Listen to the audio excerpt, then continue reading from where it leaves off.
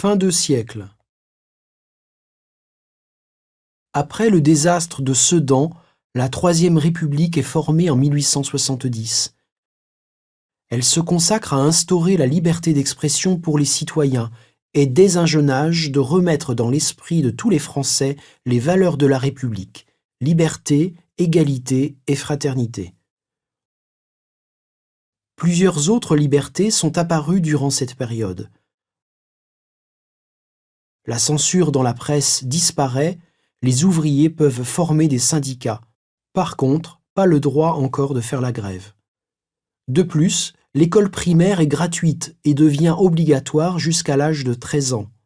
Plusieurs écoles sont construites dans chaque région.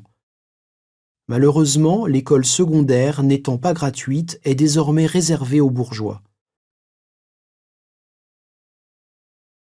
Après la perte d'Alsace-Lorraine et la défaite de Sedan, nous pouvons voir un éveil de nationalisme et une haine pour les étrangers. Des écrivains font même la promotion de nationalisme dans leurs livres, comme Charles Maurras et Maurice Barrès. Pendant la deuxième moitié de ce siècle, la Tour Eiffel est construite pour commémorer le centenaire de la Révolution. Une autre église très reconnue aujourd'hui est bâtie sur Montmartre, l'église Sacré-Cœur. La fin de siècle voit plusieurs pensées émerger comme le naturalisme. Le naturalisme peut se voir dans les écritures de Zola, donc l'écrit est concentré sur la projection de l'état naturel des choses en explorant les idées positives et scientifiques. Un nouveau style d'art émerge, l'impressionnisme. Nous pouvons voir ceci dans la peinture de Claude Monet, Impression, Soleil levant.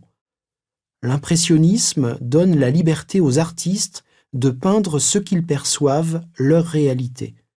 Ils commencent à peindre les bourgeois, les gens dans les rues, tout à leur image. Ceci enrage certaines personnes, surtout les bourgeois. Le style de l'impressionnisme s'éloigne de peindre les détails et essaye de pénétrer le sens de la situation. La capacité de bien capter la lumière devient importante. Une autre idée qui se manifeste pendant la fin de siècle est le symbolisme. La France est en crise et le pessimisme apparaît dans les poèmes et par la suite les peintures. Paul Verlaine en est un qui utilise le symbolisme. En gros, le symbolisme constitue à donner à un objet une autre valeur, de pousser le sens. Nous pouvons voir ceci dans les peintures de Moreau et dans les pièces de Claude Debussy, notamment Prélude à l'après-midi d'un faune. Le naturalisme a eu lieu dans l'Europe, mais surtout en Italie. Giovanni Verga, fondateur du Verismo.